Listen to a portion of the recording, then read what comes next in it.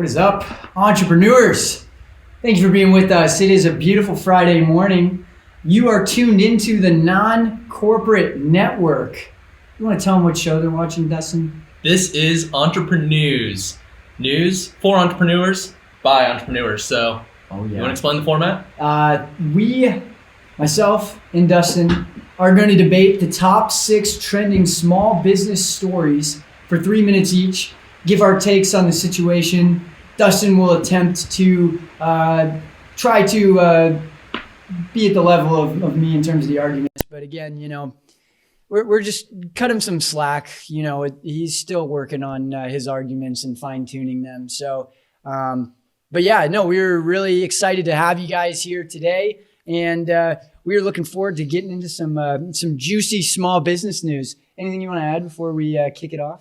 No, I'm excited to go over the next 6 headlines. Defeat you. I'm pumped for the new intro that we had. Thanks, Colton and Andre, for that. Yeah. You guys like that? I'm still, my hair's still drying, but okay. Well, without further ado, let's get into our first story. So, tech is shaping the protests. After more than a week of demonstrations, the protest movement is evolving.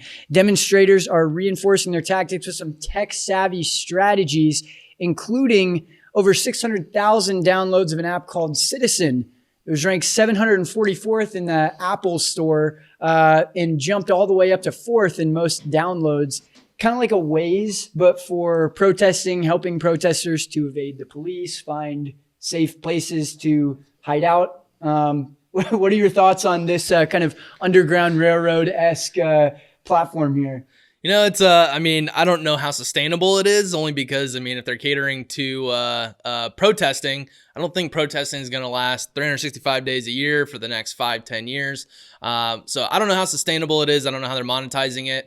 Outside of that, peaceful protesting, you don't really need to avoid police and all that. So, some people debate that, but at the end of the day, I'd love to know what their intent is. Is it to help peaceful protesting, or is it to kind of inspire non-peaceful protesting by, helping people with data? One thing that is interesting is, it's expediting digital transformation, and people are using more tools, more digital products to communicate, collaborate, and get stuff done. Yeah, it's crazy to see how many different avenues that this tech is going in. They're going to be sitting on quite a bit of pretty rich data in terms of location and, validating that these people are protesting. And so, if there's opportunities for businesses that are trying to attract those people that are protesting, obviously it can be an opportunity for partnership. But like you mentioned, it's not something where people are paying a subscription to use this.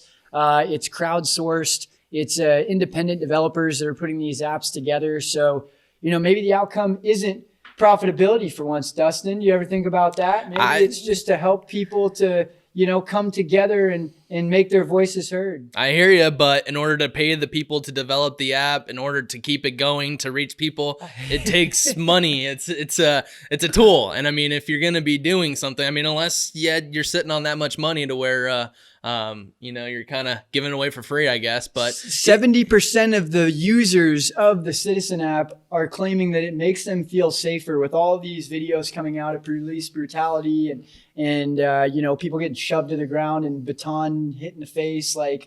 If this makes you feel safer and we're in the process of trying to reform these broken systems, then all power to you, Citizen app.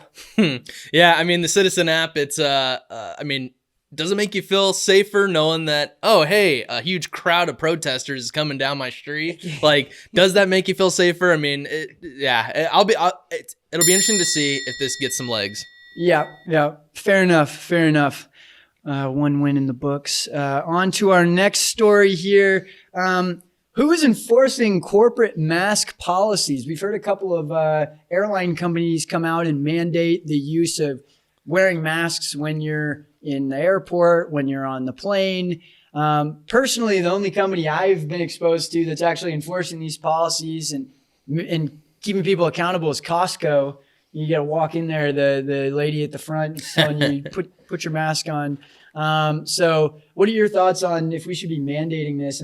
I saw that Arizona cases spiked to number 1 in the US in the last couple of days. So represent.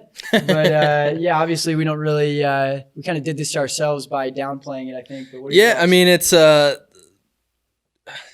you go into so many businesses and no one's enforcing it. There'll be a big sign on the window that says you have to wear it in order to come in. I mean, I've gone in, haven't worn one, and no one says anything. So in terms of enforcement, I mean, it's just not being done. I mean, that being said, it's how many times have we seen who go back and forth on masks are good, masks are bad, you should wear it this way, you should not wear it that way. So I mean, who's to say whether, you know, it's working or not? Yep. Also, I mean, the spike, I find it kind of ironic that, you know, there's tons of protesting going on, people shoulder to shoulder on the streets. I mean, is it spreading because people aren't wearing masks, or because we have, you know, mass groups that are in excess of what, thousands of people? Yeah. Yeah. I mean, it's interesting to see too. And if you bring up a good point with the World Health Organization, the CDC, going back and forth on what's the safest way. I mean, there's a headline that just came out that people that are asymptomatic are not able to transmit coronavirus, where the media kind of permutated that, kept everybody in their house. I think, you know, even past the World Health Organization, the CDC, I think that the media is also a big part of this. Whether it's the skewed results that they're giving in terms of the data, whether it's today the masks are not something that matters, tomorrow they are. I think that, you know, these businesses that have lots of foot traffic have to set a precedent. And we're seeing that in stores and places where people are touching things. But, you know, thinking about what are the places where you can get something airborne. I mean, the airport's probably one of the biggest, you know, places of people that are touching a lot of the same stuff, breathing a lot of the same air. So, I mean, yeah, I'd like to see us kind of set a precedence, whether it's from a executive level or state level, to, you know, just kind of try to control this a little bit. But, you know, having 100,000 people organize and spread it isn't going to happen. And I hear it. And you bring up a great point with people touching stuff. I've seen so many times people wearing a mask, they go to sneeze, open the mask, sneeze on their hand, put it down, and all of a sudden they're shopping and touching pin pads. And at that point, what is the mask for? Yeah. I think there's more opportunity in pushing, hey, if you're going to cough or sneeze, go wash your hands or use hand sanitizer. Yeah, maybe it's not a mask policy that needs to happen. Maybe it's personal hygiene. Exactly. Okay, well, moving on to our next story. Honda paused production and closed offices following a ransomware attack. If you're not familiar with ransomware, essentially it is where hackers come in, take control of your data and your infrastructure from a computer and server perspective, and then they make you pay money to essentially unlock that data and give it back to you. And so just like you're holding somebody ransom in a kidnapping, they're essentially kidnapping the data of these companies. We're seeing more and more cybersecurity issues, more and more of this happening. I mean, for those of you that aren't aware, data is worth more than oil in terms of natural resources. We've created a natural resource of data that is now worth more than pretty much anything. Mm-hmm. What are your thoughts on ransomware, and should we be preparing more? Should we have better technology for this? Yeah, I mean, so worked with a client that helped with this, and it's amazing the pushback that they get where, oh, it's just too expensive. But it's like, okay, well, now what is the cost, Honda, to have your plant shut down for how long? You can't go into production. I mean, people look at short term so much, but I mean, outside of that, it's man, I keep investing into data defender ETFs, where it's just companies that help with data security. And essentially there's going to be more and more of this as we do more data collection. I mean, we've talked about it so often. I mean, you're so opposed to collecting data, but I mean, it helps with personalization. Yeah. But as companies build a more robust database and get more information from phone numbers, emails, credit card, all that type of stuff, I think companies need to do a better job at investing for the future, because I mean, it could quickly bankrupt you and make you go out of business. Well, and you bring up companies. I think there's one company that comes to mind for me. I mean, you know, you think about if you are a monopoly, if you're an Amazon, a Google, a Facebook, and you have this amount of pull in your market, then there's an obligation for you to make the world a better place, for you to make consumers have a better experience, that you have enough cash to put towards research projects and investing it back into customers. And so one big thing is McAfee. Where are you? You're the monopoly in this cybersecurity space. I haven't heard from you guys since Vietnam, so when they're busy making ransomware. Yeah, apparently. It's just like, I think that if you are a monopoly in this space, there needs to be more of an emphasis on what are you doing to, push us into the next phase of computing power. And part of that is that data has to be secure. We know this. Cambridge Analytica, just as an example, I bring it up all the time, but they have an obligation. So McAfee, where are you? And where are the other competitors that are going to come out of the woodwork and push us forward from a cybersecurity side where we're seeing so many investments and advancements in the other technology? It's just like we're still in the Stone Age in cybersecurity. No, I completely agree. And speaking of companies that have tons of cash. Could you say that one more time? What you said before that? I think it was something along the lines of, I completely agree. Yeah, completely agree. Doesn't mean you won. All right. Before I got rudely interrupted, on to the next one. Speaking of companies with tons of cash, Amazon, they're partnering with Goldman Sachs to create credit lines for small businesses. The interest rate is ranging anywhere from 10 to 15 or 20%. We've been talking about quite a bit. Amazon just keeps making all these different avenues of revenue, which, I mean, to me, they got a lot of stockholders. Their stock price is extremely high. You got to keep thinking of things to do. And what better way than to help finance companies? I mean, right now, cash flow is the lifeblood of a small business. And so they're doing their part and trying to help. Oh, come on, Dustin. Broken argument. Oh my gosh. What were those interest rates again? 10 to 15%? Yeah, costs money to make money. Oh my gosh. One more credit card. Yeah, no, this aligns completely with Amazon selling books online, right? Creating credit cards, creating Zoom video conferencing competitors, creating spaceships. Like, I'm all about capitalism, but there's a point where we got to kind of look at it and go, okay, is there too much power? I mean, I haven't seen a stock that's even half the price of Amazon out there. And it's like, you're going to keep juicing that number up. When do we stop and take a look back? And I think that, every one of these apps out here, I mean, we were talking earlier about how, Amazon is one of many that is creating a financial institution around their company. And I mean, I just look at this and I think, their argument may be eliminate the middleman, come straight to us. But, my mom is like one of like probably 20 people that has like a Belk credit card. And a what? I think a Belk, Belk. Nah. Yeah, it's like a retail store. It's probably out of business by now. But, so same kind of idea. It's like, I think if we just add more and more layers to a monopoly like Amazon, it's not necessarily going to help us. But, at what point do you start breaking things up? Is it a revenue threshold? Is it the amount of different pivots or revenue streams we're you in have? Uncharted waters to where there's no policies other than the Antitrust Act. And it's like, when that 1970 something that was put into place, maybe even earlier. I mean, we got to really think about, I think it may have been like 1941 now. Sorry about not knowing my facts there, but either way, it's like, yeah, why are we not focusing more on this?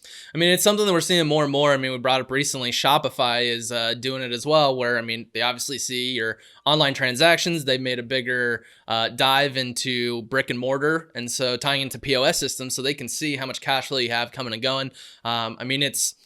If you're letting people borrow money, you're not having to produce a product. You're not, the margins are super high. I see the incentive for a consumer too. If it's like, I get $5 back every $100 I spend, classic credit card scheme. But at the end of the day, it is a scheme, and it's a way for them to make more money and frame it in a way where they're helping the customer. And so I think that, Yeah. You guys heard what I had to say.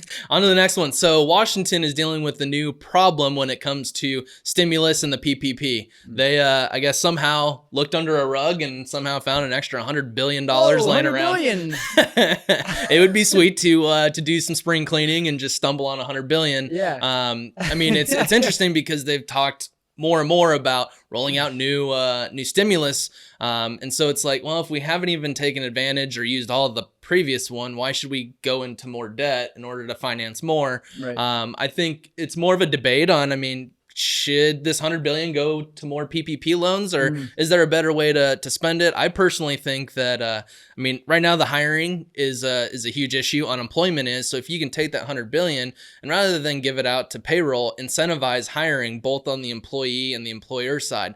For example, instead of extending unemployment, what if the business got $1,000 or $1,500 and the employee got $1,000 to take a job? It'll incentivize job creation. It'll incentivize getting back to work. Right. But I mean, what are your thoughts? My thing is, the more I look into and read into this triple P and the amount of money and resources that have gone into trying to distribute this, and the fact that they've done it in an unfair way where lower income places are receiving disproportionately significantly less funds, even though they're the ones that need it more than your big corporate businesses that are getting millions of dollars. I look at it and I go, why are we even creating all of this bureaucracy in layers of the pie when it's all still going back to the people that could just be filing unemployment? We eliminate all of the overhead of that. And so that's one piece to my argument, but I'll say that, I know what you're going to come back with is, oh, you're not going to incentivize anybody to get back to work. It increases the velocity of money, though. If you don't have disposable income, then, that's where the GDP is going to increase. And so just making it easier and more accessible for people to get the money they want. There's this huge turnaround time where businesses are waiting to get approved. And then there's so many restrictions on where the money goes and what amount of it's forgivable, what amount of it isn't. Just put people on unemployment. Stop adding layers to this complicated pie. There's so many more things that they could be doing with the government in terms of just making things more efficient and effective. But it seems like we're taking 2 steps back as opposed to, focusing on things that are actually going to help us. But in terms of the $100 billion, yeah, I do think that redistributing that in a more sophisticated way and really to the more low income businesses that are going out of business that need more help. That's where you have to do this because you guys know, small business, lifeblood of the economy, and when 30% of small businesses are going out of business, that $100 billion better be going to them. Yeah, I mean, I hear you on all fronts, but if you incentivize that unemployment, I mean, how many posts and social media posts have you seen where it's just like, hey, I'm getting paid more now than I was before. Right. All you're going to do is create, well, why would I want to go back to work? And then all of a sudden you have a socialistic society, which none of those have ever worked. So I think... I'll tell you, dude, the one thing that I'll say to that is that there is a finite amount of unemployment you can collect. And so people just need to be woke about the fact that you can't just sit there for 5 years and collect unemployment because that'd be boring. It's going to run out. Yeah. So on to the next one, our final story. AirDroid remote support uses AR to help with customer service. Essentially what they're rolling out is with your camera, you can hover over, and this is on the business side. So if you're stuck in a software or whatever it may be, you can hold your phone up and it'll show you exactly where to navigate. Essentially, it's taken IT and someone else out of the equation and using software to help solve problems, basically making for more efficient customer service or internal customer service. I mean, seeing AR blow up from gaming to healthcare to everything else. I mean, what are your thoughts on this new type of software? AR is much more arm's reach away in terms of becoming more mainstream than VR. A lot of the hardware that's being created is enabling more and more AR. I think that the social media companies have done a great job of pushing AR a little bit more forward outside of what we're seeing with semiconductor companies as well. So, I mean, I like the opportunity here.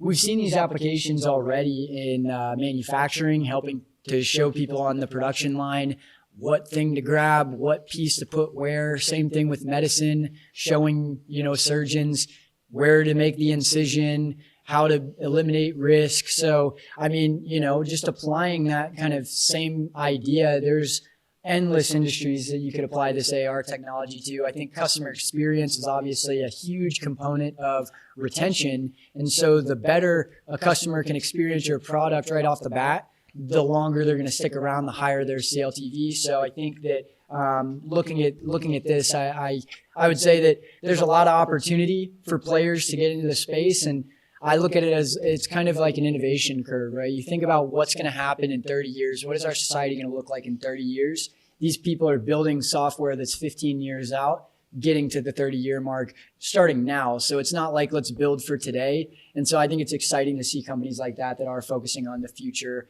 and what's going to be next. And it's going to propel us forward from an innovation standpoint. Yeah. I mean, it's outside of the business application, like you said, on the B2C side. I mean, how cool would it be if you had a car or a motorcycle and you can put your phone up and literally do different options, whether it's paint, how do stickers, you change the spark plugs. that I think would be huge. I mean, Yeah. how many times do you try and how to change the spark plugs on my 97 Honda? And literally there's so many videos on every single year, except for the 97. Yeah. And or even whenever you watch it, they're using some tool or there's something that's just different than yours. Yeah. And so, I mean, the information is out there, but it's tough to find the exact information you need. So by having something you can just hold up and it tells you exactly, it can diagnose, it can give you instructions on how to change it. Well, it comes down to image recognition, I think, is a bigger play too, like, and then you see the reCAPTCHA stuff where you're identifying that these are the pictures of the motorcycles. Like, I think it's going to take a lot of that to recognize the car that you're looking at the engine on. And so we're obviously a far way away, but, again, building for 15 years in the future. I will say, I mean, I'm a bit surprised because how huge you are on data and all that. I mean, using the recognition. I mean, this guy has that. I mean, there's so much data you're going to be able to collect. And I was going to say, I'm excited as a marketer because it's someone holds something up to their motor and it's, hey, your spark plugs are bad. Boop, a little ad pops up saying, hey, we're O'Reilly Auto Parts. We sell your spark plugs here. Well, I'd rather companies like Google know the difference between a motorcycle and a hot dog than know the difference between my face and your face. Okay, so there's my argument back for you. But with that, we're wrapping up. And thank you for tuning in to the Non-Corporate Network today. And also, got to mention, I didn't have a great transition today, but Avantage.com. We mention it every time. If you have excess capacity, you need to fill it. Use Avantage. You sign up, you get $150 of free trade credit. You can use that free trade credit to take your girlfriend to a nice dinner. You can go to the accountant's office and get your books done. There's all sorts of amazing things you can do. So knowing that cash flow is a little tight, especially for us small business owners, what better opportunity than to be able to trade for services and use your capacity. But that's about all I've got. Good week. Excited for Monday. Exciting news though. We do have a couple potential other sponsors in the pipeline that could be rolling out Monday. So it's been a fun ride and love continuing on this roller coaster. Yes. Thank you guys for being with us. Again, if you have stories and things that you've seen on the internet and you're like, I want to hear Chaz absolutely destroy Dustin with the commentary, then I'm ready for it, But thank you guys for being with us. As always, you are tuning in to Non-Corporate Network. This is Entreprenews. My name is Chaz Vandemotter. Dustin Trout. Signing off. Until Monday. Till Monday.